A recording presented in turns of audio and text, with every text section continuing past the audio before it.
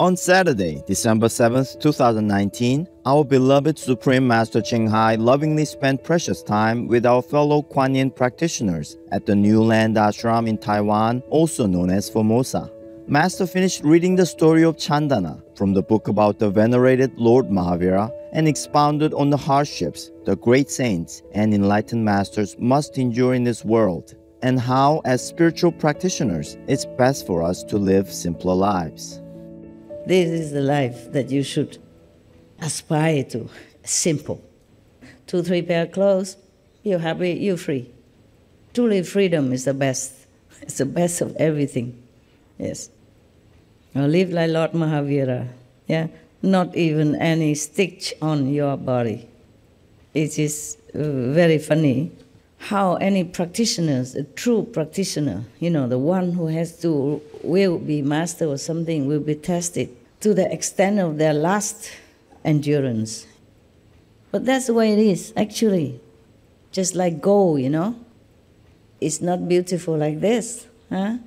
It has to be grilled in the very vicious fire, yeah? And then has to be beaten and have to be confined into mold and shape, and then have to be even sculpted with chisel and with hammer, and then it become a beautiful piece of jewelry. That is the envy of the world. Similar, most great person in the history has been going through a lot of test, hammer, trimming, and unbearable situation. They have to bear the unbearable. They have to endure the unendurable. Many things like that. And then you are tamed, then you're trimmed, you're sculpted into a perfect shape inside, that you're ready to do a great job. Then you have no more attachment to anything at all. Having or not having, to you is the same. You don't even shy away from fame, but you don't care about fame. You are just whatever, the arrangement of heaven. You are just that. You just do whatever you have to do, regardless of your own liking or not liking. But at that time, after you've been drilled and grilled and hammer and chisel and punch and hole and fire, everything already, I think everything else left you, or the ego gone. Then God can manifest. So if you want to be great, like Lord Mahavira, learn from his lessons. Like we should not fear hardship. We should not desire for comfort. If you have comfortable place, okay, you use it. If you don't have it, you take care of yourself. Use a tent or anything. I just wanted to tell you that the real practitioner, they're truly free, if they want to be. He practiced for 12 years before he became completely enlightened and confident enough to teach other people. Right now, he's still free. Being tested and chisel and trim and cut and fire and drown and starve, ridicule, torture and anything still continue. Yet, he's in the process of getting ready to do a great job. Imagine. But even then, even though without knowing, at that time, Lord Mahavira is already blessing the world and those who has affinity with him. It's not like wait until he became a truly official enlightened master, then the karma would come. No, karma already come. That's why he suffers so much. He suffers also because of some karma of his also.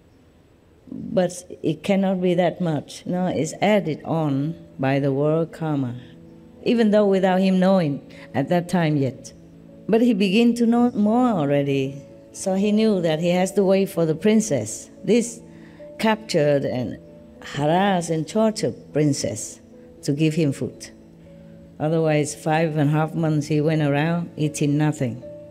Master then read how Lord Mahavira was able to free Chandana from her life of imprisonment through his impossible resolution, where he would accept alms for breaking his fast only from a princess who had become a slave, plus various other conditions that needed to be fulfilled. After 5 months and 26 days of not eating, the venerated one approached Chandana's door.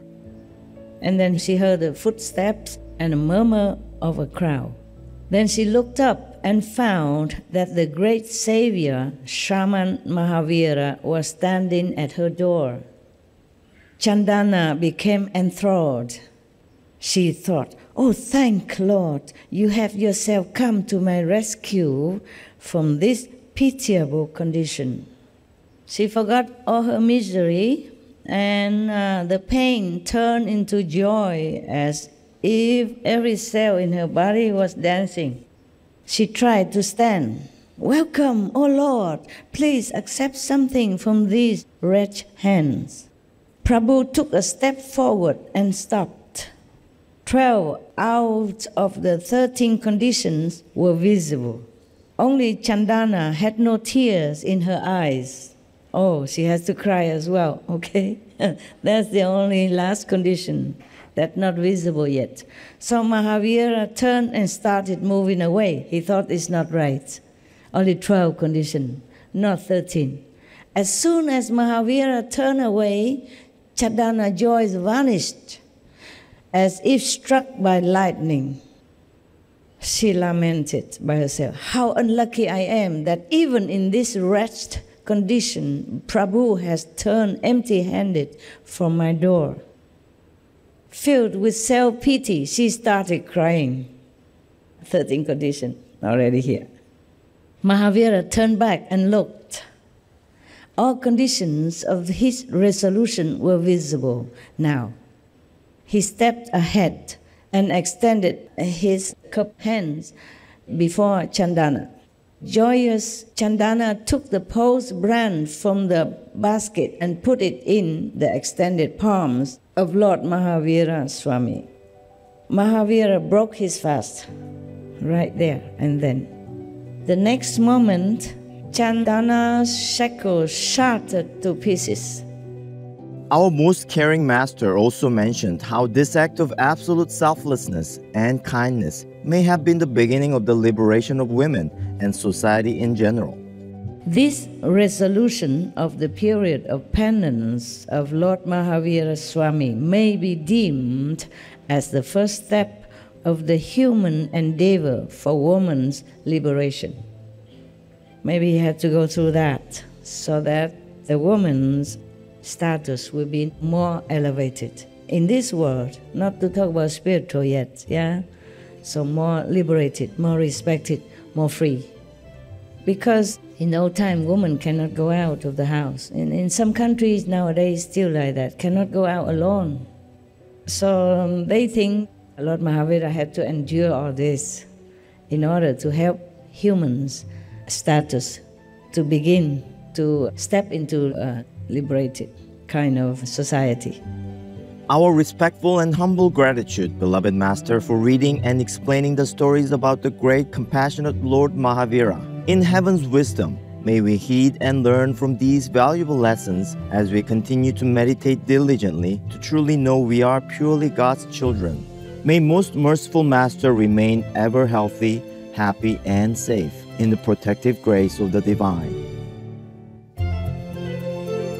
For the full broadcast of this lecture by Supreme Master Ching Hai, please tune in to Between Master and Disciples at a later date.